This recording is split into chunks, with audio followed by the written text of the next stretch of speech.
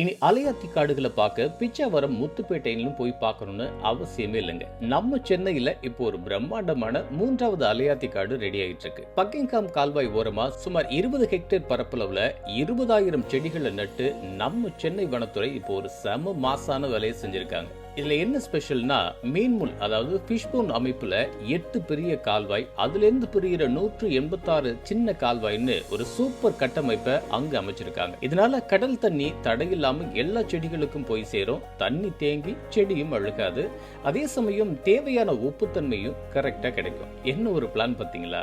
இந்த காடு வளர்ந்தா வெறும் மரங்கள் மட்டும் இல்லைங்க, மீன், நண்டு, இறால்னு ஏகப்பட்ட உயிரினங்கள் பல்லுயிர் பெருக்கத்துக்கும் இது ஒரு பாதுகாப்பான வீடா மாறப்போகுது. புயல் வந்தாலும் கடல் சீற்றம் வந்தாலும் சென்னையை ஒரு அரண் மாதிரி இருந்து இது காப்பாற்றும். இதுதாங்க நம்ம ஊரோட புது நேச்சுரல் கவசம். சென்னை மாவட்ட வன அலுவலர் திரு சரவணன் மற்றும் அவரோட டீம் செஞ்ச இந்த அர்ப்பணிப்பு நிஜமாவே ஒரு பெரிய சம்பவம். கால மாற்றத்துக்கு ஏற்ற மாதிரி நம்ம ஊரை ரெடி பண்ற இந்த முயற்சிக்கு ஒரு பெரிய சல்யூட் பண்ணணும்.